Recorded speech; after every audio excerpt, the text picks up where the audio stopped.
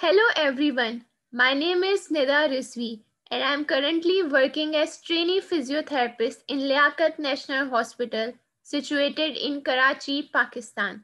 The topic of my study is effectiveness of alternate nostril breathing versus pursed lip breathing in COVID pneumonia intensive care unit. Thank you all very much for giving me opportunity to present my abstract. I am very thankful to organizers who choose the right time for providing us platform to share our views. As it is always said that research is not always a single person work, but research always include team. So I am very much thankful to all my co-authors for their dedication and hard work throughout this research. Firstly, I would like to express my deep gratitude to my research supervisor, Mr. Faizan Saeed Sayyed, for his consistent support and valuable guidance throughout this research period. I would like to thank Ms. Iram Shaukat, Mr. Muhammad Fahad, Mr. Sayyed Hassan Abbas Rizvi, Mr. Muhammad Ali, and Mr. Kashif Bashir for as their dynamism, hard work, sincerity, and motivation have helped me in completing this research. COVID-19 pandemic has created a global crisis. Many and varied are its challenges, ranging from precautions to treatment and from treatment to rehabilitation. Millions have died from COVID-19 and tens of millions are suffering from the deadly pandemic. Every human life is precious, and the loss of each individual further deepens the fear about the health of human beings. The challenge is enormous, but equally strong is the resolve and commitment of researchers, scientists, doctors, and health professionals who are putting in all their efforts in individual and collective capacity to meet the challenge. As they say, when the going is tough, the tough gets going. The frontline practitioners involving doctors, nurses, and physiotherapists are putting in all their efforts to reduce the distress of the patient. Needless to point out that their own life are in jeopardy because of direct contact with COVID-19 patients. Several healthcare practitioners have died from COVID-19 in addition to facing a persistent stress of a sudden surge in cases. Physiotherapists have played a commendable role in providing treatment and care to COVID-19 patients who are weak and exhausted both physically and mentally. Physiotherapists are considered highly beneficial in treating respiratory and physical deconditioning complications. Early pulmonary rehabilitation can be effective in improving oxygenation, mucociliary clearance, and decreasing distress.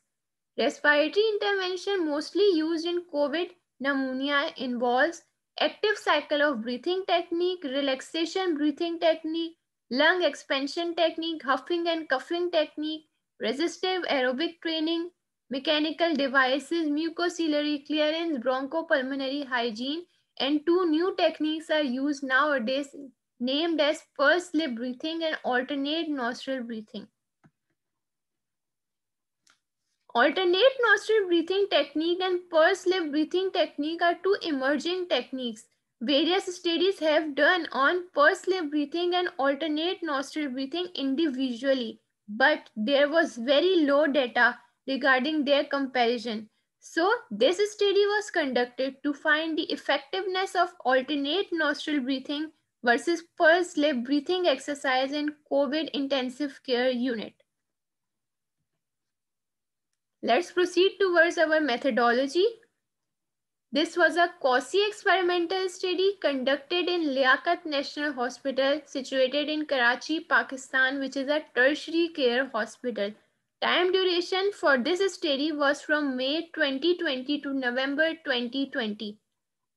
Participants of age group 20 to 60 diagnosed with COVID pneumonia admitted in intensive care unit and can coordinate in breathing exercise were included in this study, while those with severe respiratory distress syndrome altered level of consciousness, undrained pneumothorax, pulmonary embolism, intubated, hemodynamically unstable patients were excluded from this study. Informed consent form was signed by patient and their attendant. Informed consent form consisted of every detail regarding research. Total 7 days session were given to patient, out of which 20 received pursed lip breathing exercise and 20 received alternate nostril breathing technique. Regarding pursed lip breathing exercise, participants were guided that they have to firstly they have to inhale through their nose, purse or pucker their lips like blowing on hot food, and breathe out slowly. Similarly, regarding alternate nostril breathing, they were guided that they have to inhale from right nostril, then close that nostril, then open left nostril and exhale through left side. Standard care as per intensive care unit prescribed by intensivist pharmacist was given to patient. Data was recorded on phone extension to avoid chances of infection and contamination. Full protection in terms of wearing personal protective equipment was taken. As you can see in this picture, our supervisor is helping us in preparing for entering in COVID unit. Modified Borg scale was used to measure breathlessness, and SpO2 was measured before and after each treatment session. Data was analyzed using SPSS 22.0 version. This is basically modified Borg dyspnea scale. Here 0 means no breathlessness and here 10 means maximum breathlessness. The results of this study was quite interesting. The mean age of participants was 50.30 with a standard deviation 10.86, out of which 75% were males and 25% were females. This shows that males were more prone to COVID as compared to females.